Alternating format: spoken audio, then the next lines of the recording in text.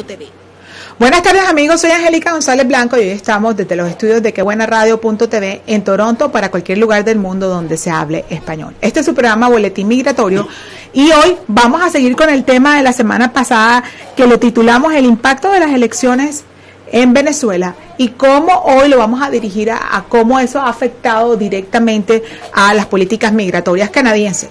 Y yo diría que cómo ha afectado al ciudadano de a pie, a aquella persona que se ha visto en la mitad de las políticas o las circunstancias sociopolíticas y socioeconómicas de Venezuela y las políticas migratorias de Canadá. Aquellas personas que están en esa encrucijada, cómo podemos cuadrar y qué es lo que debemos mirar.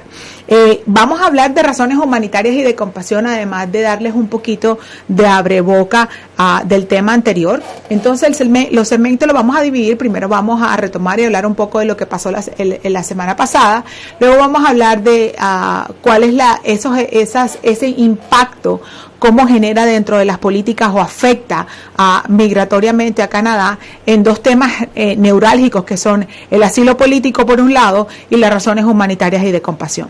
Lo vamos a hablar en manera general y después vamos a entrar en el tema de razones humanitarias y compasión, donde tengo a un invitado muy especial. Fuera de cámara lo estaba presentando porque para mí fue uno de los casos impactantes el año pasado, no solamente por la situación, sino porque dentro del mismo desarrollo legal del caso hubieron irregularidades que un aplicante tuvo que presentar o experimentar sin necesidad, y cuando eso pasa para mí es inaceptable que una persona dé un consejo legal sin tener la capacitación para hacerlo, como también es inaceptable que una persona sea sujeta a una información con respecto a los temas migratorios que los pueda llevar a la desinformación y a un final negativo en su proyecto migratorio.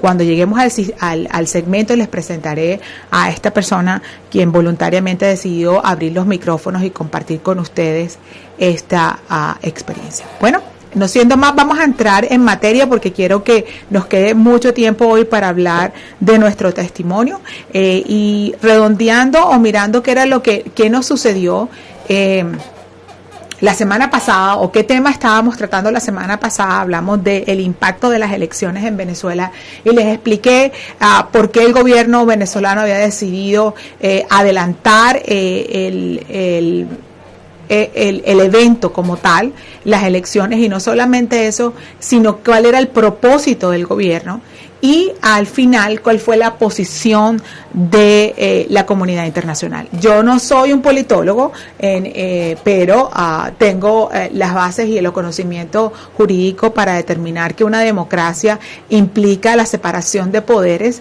y que en Venezuela no existe, y que además de esto la legitimación de una democracia la determina el constituyente primario, que es el pueblo quien vota.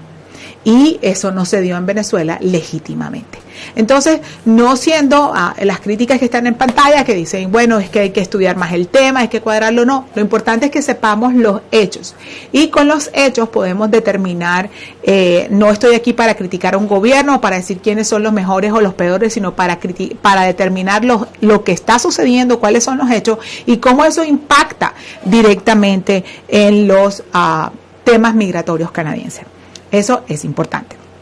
Hablando de este tema, y quiero moverme un poco desde el punto de vista de mi opinión, el despertar de la comunidad internacional pienso que fue muy tardío con respecto a la situación de Venezuela, porque Venezuela ha venido padeciendo por los últimos 14, 13 años, pero en los últimos 5 años ha sido crítico, pero la comunidad internacional se ha tomado el trabajo de reconocerlo completamente solo hasta el año 2018, donde es un pueblo que está sufriendo desde hace mucho tiempo. Pienso que hubo una falta de pronunciamiento, y también miramos cuál fue la posición de nuestro primer ministro, el no permitir las elecciones dentro del territorio canadiense con respecto a las autoridades venezolanas, y hablando de ¿por qué se hizo? Si usted no lo vio, les recomiendo que vaya a canal de YouTube y ahí va a encontrar el programa. Bueno, hablando de esta situación de Venezuela, se desprende de cuando hablamos de cuál es el impacto, qué es lo que llega, a dónde llega a impactar las políticas migratorias canadienses. Y hay dos vertientes, y es la situación propia del país puede determinar que existan venezolanos que sean sujetos a protección, y como lo establece la Convención de Ginebra de 1951, llamada la Convención del Refugio, en donde la persona puede buscar protección por ser perseguida por una de las 5 razones, dentro de las cuales yo destacaría las ideas políticas o por pertenecer a un grupo social determinado, que es lo que sucede en Venezuela. Una brecha social creada por un gobierno, en mi opinión, muy populista, dictatorial, que dividió la sociedad y que al dividir estableció enemigos ficticios de clases más favorecidas contra las menos favorecidas, sin tener en cuenta el contexto social del mismo. Sumándole a eso que aquella persona que tenga una opinión distinta a lo que establece el sistema o el régimen que está en vigencia se considera un opositor y por tanto es sujeto a castigos inmerecidos o a daños irreparables. Eso es una parte. Y la otra vertiente hablaremos de cómo esto genera también una crisis humanitaria debido a las mismas circunstancias del país, en donde existe la escasez de alimentos, en donde personas con deshabilidad son sometidas a largas filas o líneas para poder obtener el alimento necesario para sobrevivir y sometiendo a estas personas a un trato inhumano, y que además de eso, en mi opinión, le coacciona o le corta ciertas libertades civiles propias del ser humano y los propios derechos del hombre.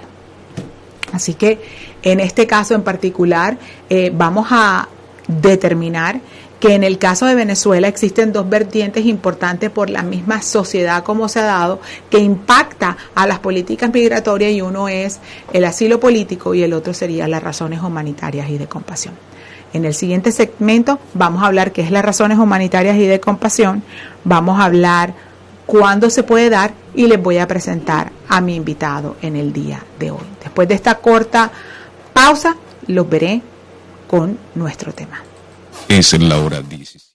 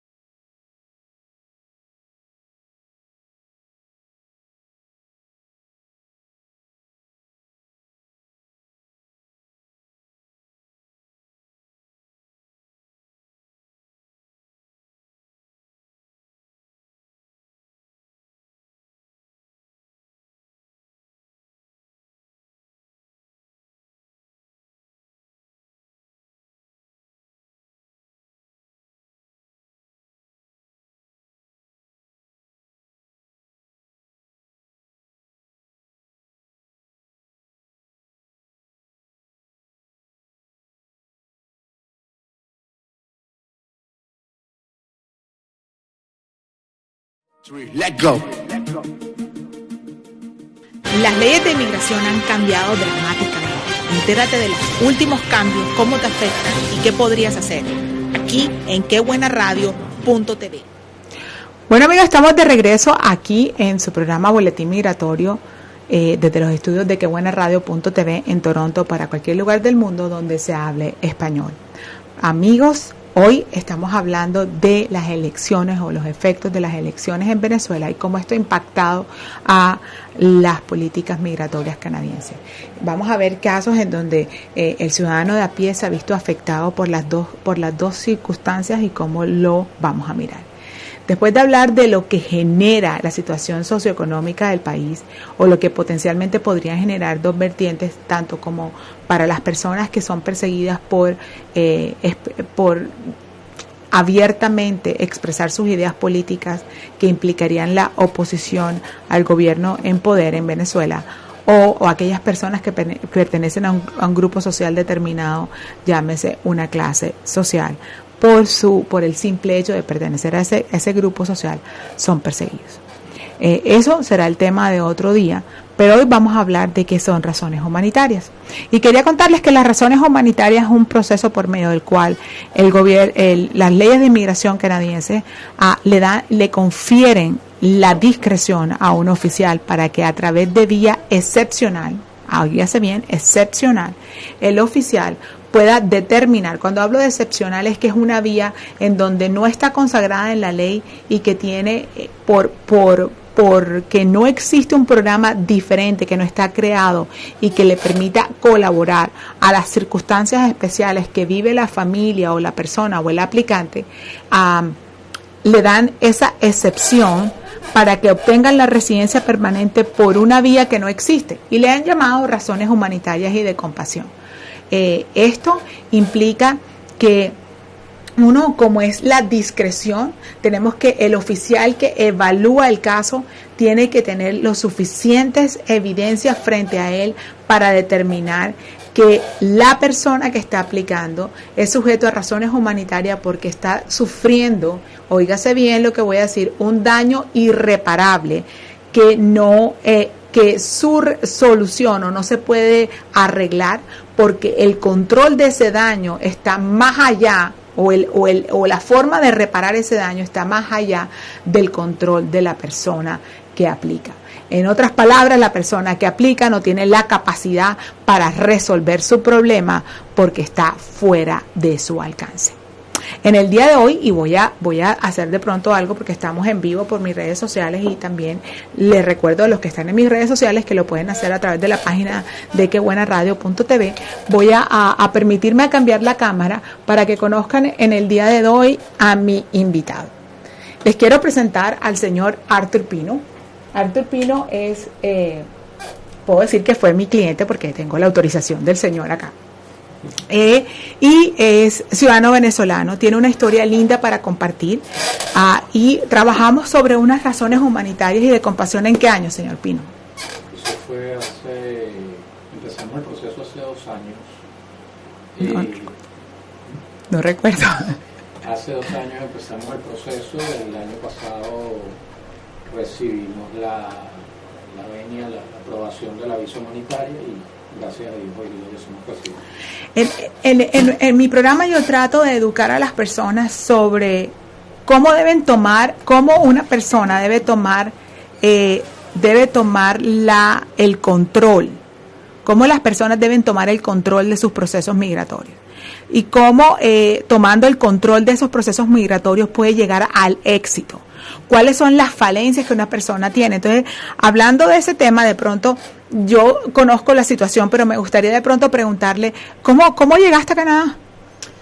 Mira, nosotros vinimos en el año 2014, ante toda la situación que ocurre en Venezuela, vinimos en el año 2014, vinimos con una visa de estudiante. En esa época se podía venir con una visa de estudiante para cursar inglés, en cualquier curso de inglés. Vinimos así, la idea era empezar a estudiar inglés, efectivamente lo hicimos. Después de eso yo apliqué a un college aquí para cursar una carrera Y en ese momento no existía el Express Entry, estaba un programa que era el Skill Worker, pero sin el Express Entry. Aplicamos por ahí y bueno, ese era el plan, llegar a la residencia por medio de los programas de estudio y después aplicar al Canadian Experience. En esa época no había Express Entry y bueno, aplicamos al Skill Worker Program, pero desafortunadamente no quedamos porque en esa época, de acuerdo a la carrera, al oficio que uno tenía, uno aplicaba y había un cupo máximo de asignaciones y la mía llegó tarde, pues. Entonces esa fue la forma como vinimos a Canadá como estudiantes. Ok, vamos a ilustrar un poco a las personas que nos escuchan. Cuando tú dices que viniste como estudiante, ¿de dónde te salió esa idea? ¿Por qué decidiste venirte como estudiante? ¿Quién te asesoró? ¿Qué pasó? ¿De dónde sacaste esa idea de llegar a Canadá como estudiante? Yo tenía un familiar aquí en Canadá, esa persona ya no está aquí.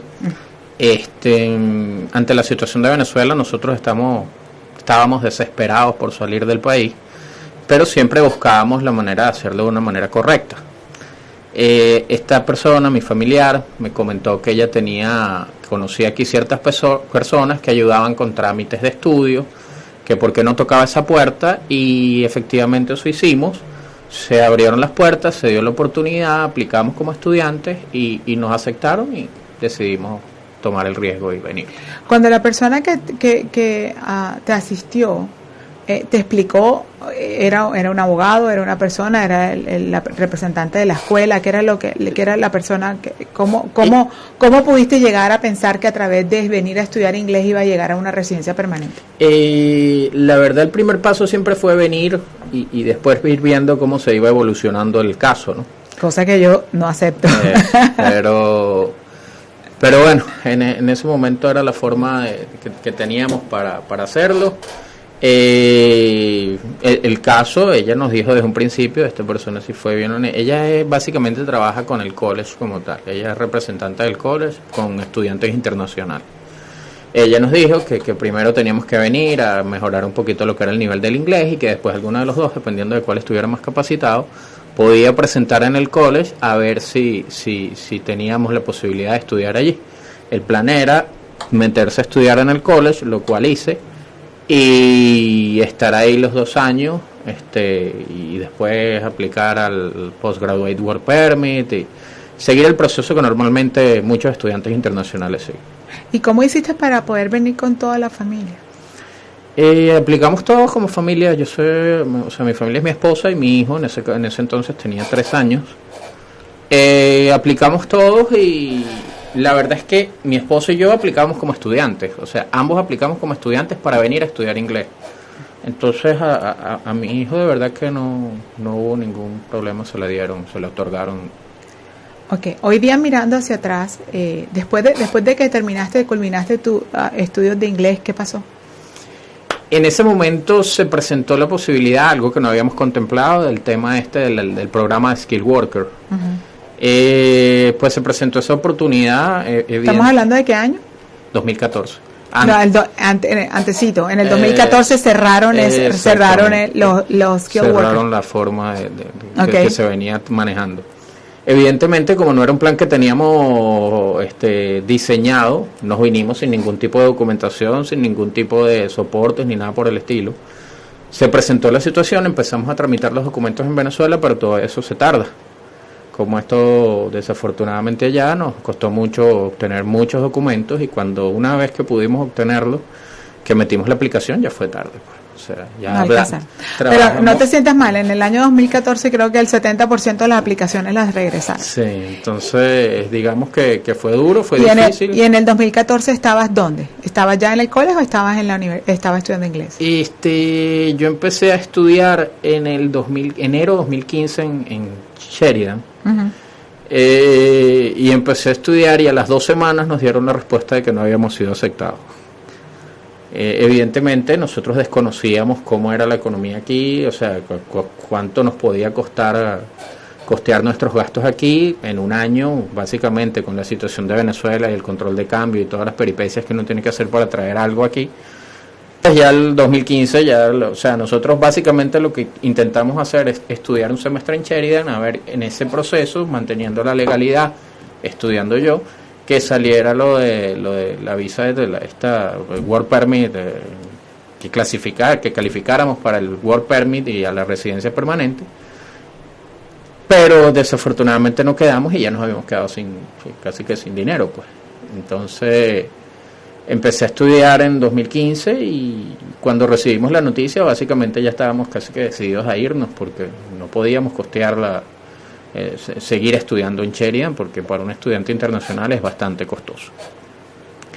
Y una vez sucede esto, yo sigo estudiando en Sheridan, intento terminar termino el primer semestre, de modo tal de con trabajo de mi esposa y mi trabajo tratar de obtener algo de plata para poder irnos a otro país que no fuera Venezuela con algo de ahorros para poder empezar.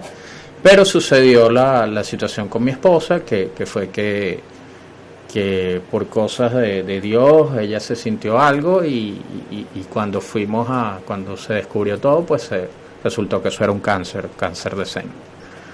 Ok. ¿Cuándo decides cambiar del Sheridan a otra escuela? ¿Y cómo es ese paso? Y básicamente cuando nosotros tuvimos la respuesta de lo que estaba sucediendo con la salud de mi esposa, empezamos a buscar asesoría. Nos entrevistamos con un par de abogados, todo esto, buscando a ver si de alguna manera con esta situación, no pensando en realidad en el tema de la residencia, pensando más que nada en un tratamiento hacia mi esposa. En ese momento impera lo que es la vida. Estábamos buscando asesoría a ver qué podíamos hacer para solicitarle a Canadá, ya fuese la visa por la residencia permanente o un permiso para que ella recibiera su tratamiento sin ningún tipo de problema. Y entre todas estas entrevistas que tuvimos, llegamos a usted. Y discutimos, hablamos y determinamos que era imperioso conseguir un estatus, mantener un estatus legal, de modo tal de que ella pudiera seguir con su tratamiento, que ella pudiera continuar con su tratamiento y la manera como tenía yo para mantener el estatus era precisamente estudiando. Se decidió un college privado porque inicialmente te daban la visa, me extendían la visa de estudio. Ok, un minuto. Ajá. ¿Quién te dijo a ti que inicialmente después de una visa de estudio, ya sé a dónde vas, a una visa de estudios en un college privado te iba a dar un permiso de trabajo al final? ¿Quién te lo dijo? No, eso es una información, eso es información encontrada, eso no... Eso... ¿De dónde tenías tú? Pues yo recuerdo cuando nos entrevistamos la primera vez que tú me decías, sí, es que mi college está reconocido, yo sí puedo y lo puedo ver, pero ¿de dónde sacaste tú esa idea? Informaciones que daban los mismos abogados, otros abogados, otras personas que estaban más o menos en el mismo proceso que nosotros, solicitando asesoría con otros abogados. De verdad que al parecer la situación como que estaba muy confusa. Algunos decían que sí, otros decían que no. Yo me acuerdo que cuando yo hablé con usted tajantemente dijo, no, ese no es el camino, no sé. Pero digamos que en el tema de las posibilidades de pagar el college como tal, fue la opción a la que pudimos acceder y seguimos en eso. Ok, bueno, digamos que en el camino pudiste encontrar la respuesta y aplicaste unas razones humanitarias que fueron, gracias a Dios, fueron aprobadas. Exactamente. Cuéntame, hoy, después que estás aquí, que eres residente permanente de Canadá, y miras para atrás y sacarías los errores más fuertes que hiciste, ¿cuáles serían? ¿Cuál te sentarías tú de corazón a corazón con una persona que estuviera en tu situación y diría, nunca hagas esto? Por lo menos regálame 5 o 3. Mira, primero que nada, voy a hablar netamente del caso de Venezuela porque es el caso del cual vengo, ¿no? Cualquier documento que tú tengas de Venezuela, tráetelo, porque si tú necesitas algo va a ser muy difícil conseguirlo allá. eso, digamos, nos restó la posibilidad de haber quedado electos en el primer proceso que aplicamos.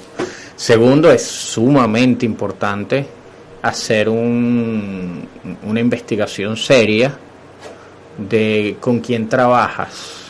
Es muy importante saber la persona a la cual tú eliges. Hay mucha gente que dice, no, yo me ahorro esa plata y lo hago yo mismo. O sea, no me parece una alternativa porque estás poniendo mucho en riesgo. Tú cuando estás enfermo necesitas un doctor, no que busques en internet qué remedio casero puedo. Entonces yo creo que es sumamente importante la ayuda que una persona, en este caso, en nuestro caso usted, pero una persona bien documentada pueda representar a esta persona con cualquier caso que tenga.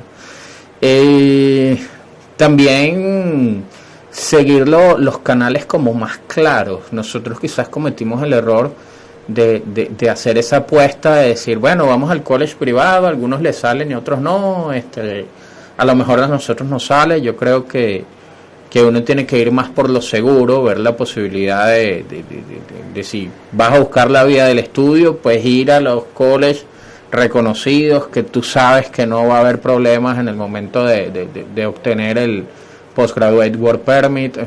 Entonces creo que es bueno definir muy bien el plan, pero lo indispensable es tener la asesoría correcta. Okay, yo soy consciente que tener una asesoría honesta y clara, porque una cosa es llegar y decir, bueno, yo quiero que alguien me represente para este proceso, pero que alguien te diga honestamente a qué atenerte al proceso, cuáles son los pasos del proceso, cuáles son los riesgos del proceso y cuáles son tus obligaciones frente al proceso y cuáles serían los posibles outcomes, cuáles son los resultados posibles.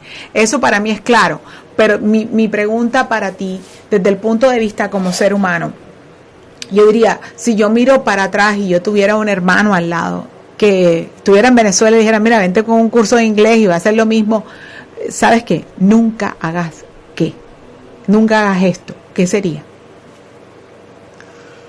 Nunca,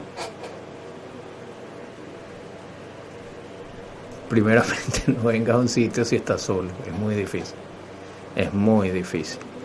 Nunca arriesgues más de lo que puedes arriesgar. Nosotros en un momento nos la vimos muy difícil. Gracias a Dios tuvimos la posibilidad de salir adelante, pero fue muy complicado. Y quizás el principal punto que yo en este momento evitaría es estar con tanta dualidad en cuanto a definir un proceso. Tú tienes que hacer una investigación seria de cómo quieres llevar las cosas, de con quién puedes llevar las cosas. Para nosotros nos representó mucho problema, muchas informaciones al mismo tiempo. Eso fue un tema muy confuso para nosotros que quizás nos retrasó mucho en nuestras aspiraciones. ¿Gastaste más dinero del que debías gastar? Sin duda. Por estar en una dualidad. Sin duda. Cuando hablas de dualidad, hablas de dualidad en términos de qué? Dualidad en términos de análisis de college, dualidad en términos de abogados, dualidad en saber que uno sigue un proceso de una manera y el otro sigue del otro. Entonces te dice, mira, eso no es así, tienes que irte por este lado. El otro te dice, mira, es mejor que... ¿Cómo supiste tú cuál era, después de tener tanta dualidad o tanta información junta, cuál era el camino? ¿Qué fue lo que tú decidiste? ¿Qué hizo? No hablemos de lo que tú viviste en mi oficina, hablamos de qué hizo tu cabeza, cuál fue el proceso que tú dijiste, me voy a ir por aquí porque creo, después de haber oído 4, 5, 6 personas. Cuando tú vas a una asesoría legal, recibes varias ideas. Tú estás hablando con el abogado, recibes la idea de cómo él plantea la situación, cómo defendería el caso y todo esto. Tengo que hablar de usted porque con usted fue que trabajamos. En el caso de usted, nosotros vimos que cómo usted planteaba el caso desde diversos puntos de vista. Entendimos que había muchas formas de soportar el caso. Vimos interés mutuo, porque esto es algo bien importante. Cuando uno está con un abogado, es un trabajo en equipo. Se necesita esta empatía de saber qué espero yo de ti, qué esperas tú de mí. Hubo esa comunicación, una comunicación sincera. Nos gustó el hecho de que ustedes nos dijeran en determinado momento, y en las personas que lo oigan, pues cuando vivan su proceso es importante. Mira, por aquí es, por aquí no, esto ni se te ocurra, esto tal cosa, ¿entiendes? O sea, esa sinceridad no es nada más vender un producto o vender un servicio, es decir las cosas como son, esa sinceridad, esa empatía, esa manera de diseñar el plan desde diversas ópticas para llegar a un resultado en común nos pareció muy interesante y por eso decidimos. ¿Cuándo pensaste tú en hablar en decidir a unas razones humanitarias? ¿De dónde se te ocurrió eso? Dentro de la información que, como le digo, manejaba mucha información, uno siempre habla que si el asilo y que si el asilo y que si el asilo. Con usted aclaramos la duda, entendimos que el asilo es un tema particular, político, toda la cuestión que sucede, o de una especie de acoso, que no era nuestro caso era un tema de que mi esposo estaba sufriendo esta enfermedad, y dadas las condiciones en las que está el sistema de salud venezolano, regresarse no era una opción. Entonces tú no estás vendiendo un tema de que tu vida corre peligro, de que estás siendo amenazado. Nosotros en ese momento no vendimos un tema de que teníamos algún problema con el gobierno venezolano ni nada por el estilo, sino lo que estábamos dando es eso que usted bien define, que es esa situación especial, excepcional, de decir, mira, nosotros estábamos aquí, tenemos un estatus legal, vinimos como estudiantes, esto sucedió de repente, no fue que lo planificamos, le sucedió a mi esposa y no podemos irnos a Venezuela por esta razón, que fue en lo que trabajamos en equipo. Nosotros le proporcionamos muchos documentos que avalaban eso. Usted también hizo una investigación científica y informativa de toda la situación en Venezuela, entonces por eso supimos, por la aclaratoria que tuvimos con la entrevista con ustedes, que el camino era humanitario. ¿Qué crees tú? Mucha gente no sabe qué son razones humanitarias y piensa que las razones humanitarias es el paso a seguir después de que un asilo político o un refugio es rechazado, o que las razones humanitarias, como su nombre lo dice, es razones humanitarias. En Venezuela no hay comida, eso es una razón humanitaria. Entonces yo explico que las razones humanitarias tienen que ver con un caso particular que afecta directamente a la persona que aplica por esta vía excepcional, y que esa persona, no importa lo que haga, no la puede subsanar. En el caso en particular que estamos observando el día de hoy, el aplicante, que era el señor Pino, no podía hacer nada para devolver el sistema de salud en Venezuela porque estaba fuera de su control, ni podía quedarse en Canadá porque no era residente permanente. Entonces estaba en una situación en lo que se llama en un undue hardship, o en un daño irreparable, en donde él no tenía el control para poderlo superar. Pero mi pregunta, lo que pasa es que como yo analizo las cosas desde el punto de vista legal, ya yo no lo veo como un ciudadano de a pie. Claro. Hoy que lo miras y que pasaste por el proceso, que aprendiste a los golpes, que tuviste que gastar más dinero porque no debiste gastarlo por andar con dualidades de no saber por qué camino hacer. ¿Cuáles serían tus recomendaciones para aquella persona que está viviendo una necesidad?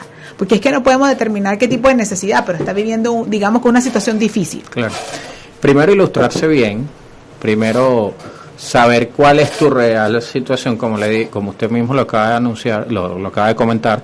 Que no haya comida en Venezuela no es una cuestión específica, tiene que ser un caso que ciertamente sea por ti, o sea, afectándote a ti. Una persona que, por ponerle un ejemplo, que es diabética, a lo mejor necesita la insulina, no hay insulina, está muriéndose o lo que sea. O sea, es una cosa muy particular. Tienes que definir bien cuál es tu condición. Segundo, analizar si está a efectos, porque uno tiene como que pensar un poquito en cómo pensaría el analista de inmigración, ¿no? O sea, cómo en determinado momento yo puedo decir, mira, yo no me puedo ir a Venezuela porque pasa esto. verlo de modo tal de que puedas vender la idea. Y tercero, necesitas tener basamento en esto, o sea, no es nada más llegar y decirlo y punto, porque como lo estaba diciendo, esto es un trabajo en equipo. Yo no puedo decirle al abogado, mira, no me voy a Venezuela por esto y no tengo ningún tipo de prueba, de explicación que avale lo que yo estoy alegando. Entonces, yo diría que es muy importante primero analizar tu real situación, cuál es el problema que realmente tienes. Segundo, buscar el soporte que avale esta situación. Y tercero, evidentemente, acudir a una persona que pueda ayudarte a representarte y a complementar todo este caso que tú tienes. Okay, yo debería añadir que cuando una persona está frente a una situación que es inusual, está más allá del control de ellas, que no sabe qué hacer, siempre tiene que ir a buscar un consejo legal que esté debidamente capacitado para poderlo entender. Porque hay situaciones que pueden ser parte de unas razones humanitarias y hay situaciones que no pueden ser parte de razones humanitarias. Hay cosas que califican y hay otras cosas que no califican. De hecho, una persona que tenga una enfermedad teóricamente no califica porque es inadmisible al país, porque hace que esa persona vaya a gastar cantidad de dinero que es más arriba de lo que cualquier ciudadano canadiense pueda gastar. Pero hay circunstancias especiales. En el caso del señor Pino, no lo voy a comentar todo aquí, pero eran personas que estaban trabajando, que tenían cubrimiento de salud, etcétera, etcétera, y que la enfermedad tenía una potenciabilidad desde el punto de vista científico a retroverse, así que no iba a continuar y que no iba a seguir después de ciertas cosas. Eso, importante esa acotación, o sea, dentro de la exposición del caso se entendía que mi esposa había pasado por esto, pero la mayoría del tratamiento ya lo había cumplido dentro de nuestra legalidad de tener el cubrimiento de salud y todo esto. Y parte del caso, que eso fue su parte también, fue determinar y mostrar que ella no iba a representar un gasto importante para lo que era el sistema de salud canadiense. O sea, demostrar que ella ya había superado este trance, que evidentemente tiene que seguir unos controles que no podía seguir en Venezuela, pero que ella no iba a representar más gasto del que era necesario. ¿Recomendaciones para cualquier persona? ¿Cuáles son, aparte de que desde el punto de vista, cualquier persona que viene de Venezuela y está sufriendo algo, independientemente si es unas razones humanitarias, ¿tú qué le dirías? Está alerta con estos 2 puntos o estos 3 puntos. Hay mucha información en la calle, hay mucha información, hay mucha gente que dice una cosa, hay mucha gente que dice otra. Uno tiene que tratar de entender en qué sitio está parado, cuál es tu verdadera situación, qué contrariedad, ya sea asilo político, humanitario o lo que sea, qué situación real es la que se está viviendo, y después de eso buscar la asesoría, buscar la documentación necesaria para aplicar a lo que ellos estén pensando aplicar. Básicamente sería eso. Siempre les he dicho que cuando estamos frente a un caso migratorio, lo más importante es determinar cuál es mi caso y si realmente el caso al que yo quiero aplicar o creo pretender aplicar puede funcionar o no puede funcionar. Porque la ley es una zona, entonces la ley determina los pasos a seguir y usted o aplica o está dentro de esa caja o está fuera de esa caja. Entonces, ese tipo de situaciones determinan resultados distintos. Si usted no hace su tarea, si usted no es una persona, si usted no hace una tarea, no se puede enfrentar a un consejo legal que usted desconoce, porque usted no va a manejar, desde ese punto de vista, usted no va a manejar el punto para determinar, o no va a tener la capacidad para determinar si la otra persona le está hablando con la verdad o le está dando una asesoría correcta. Mi consejo para todas las personas es que si usted está en esto, revise la hoja de vida o el recorrido de la persona que usted cree que le va a asesorar o le va a dar esa representación legal que necesita, para ver si tiene la experiencia, el conocimiento y el manejo del tema. Eso es importante porque recuerde que es la vida de ustedes. No tengo más palabras sino que agradecerte por compartir la vida, porque sé que no es fácil, y quiero agradecerle a mi equipo de producción, gracias Josie, gracias María, por haberte contactado. La verdad que no sabía que ibas a decir que sí, ni que estabas acá, pero es importante que yo trato de explicarlo, pero cuando lo explique una persona de pronto con un lenguaje más sencillo, claro, queda más accesible para aquellos que se están preguntando hoy día, ¿qué hago? Uh-huh. Y a veces, después que terminamos un programa de eso, entonces me dicen, sí, doctora, es que yo quiero por esto y esto. Y yo le digo, sí, pero tú sabes que a mí no me cuesta decir no. Así es. Cuando es no, porque no, cuando la ley dice no hay nada que se pueda hacer para decir sí. No podemos acomodar la ley, vamos a llegar a un proceso fallido que va a lastimar a una familia, y al final del día me lastima a mí porque mi reputación también se destruye. Claro.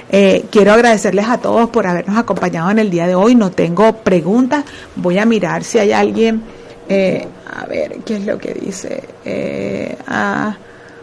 Sonia. Bueno, tiene una posición un poco única. Dice, la única opción para no perder dinero es asesorarse con un abogado migratorio. Entonces, yo pienso que tenemos que mirar es que las asesorías sean determinadas para personas que tengan la trayectoria y el manejo del proceso como tal. Uh-huh. Si la persona no tiene el manejo del proceso, nunca va a poder llevar a cabo el proceso. Recuerdo, y tengo una anécdota para ti, el proceso fue aprobado en principio. Yo acababa de aterrizar en Ciudad de México, sí, para comenzar una gira. Eso fue en el año 2016, en abril del 2016. Sí.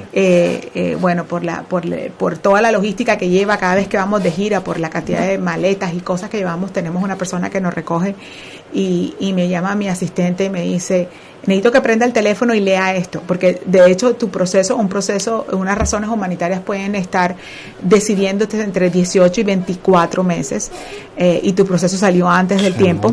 Entonces yo decía, llegó una respuesta del señor Pino, yo le dije, ábrela y que léela.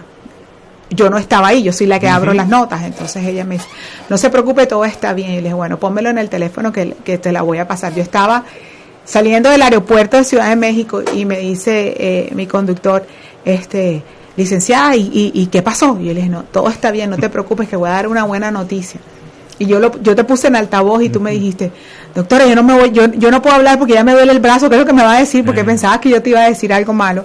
Y quiero decirte que ese día mi conductor se emocionó tanto que se le salían las lágrimas. Es decirme, no lo puedo creer que hayamos podido agradecer. Una persona que no tiene un poco conocimiento, pero fue genial, claro, y fue para mí muy, muy, muy especial. Claro. Y imagínense, yo estaba manejando y estaba en la autopista. Pero, ay, Dios mío, me tengo que parar. La emoción fue muy grata, la emoción fue inmensa. De verdad que después de tanto lo que pasamos fue muy...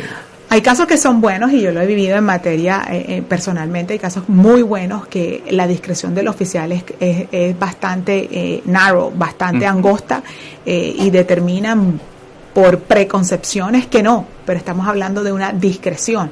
O sea, el oficial tiene la potestad, y todo depende del acervo probatorio, cómo puedas probar tu punto de que tienes un daño irreparable, y eso es lo que tenemos que probar.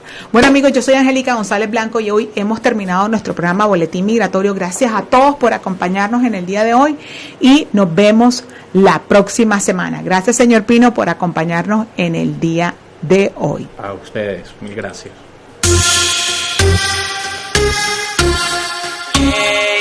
Yo, girl, listen. MC Sulik, yo. You're a bad girl.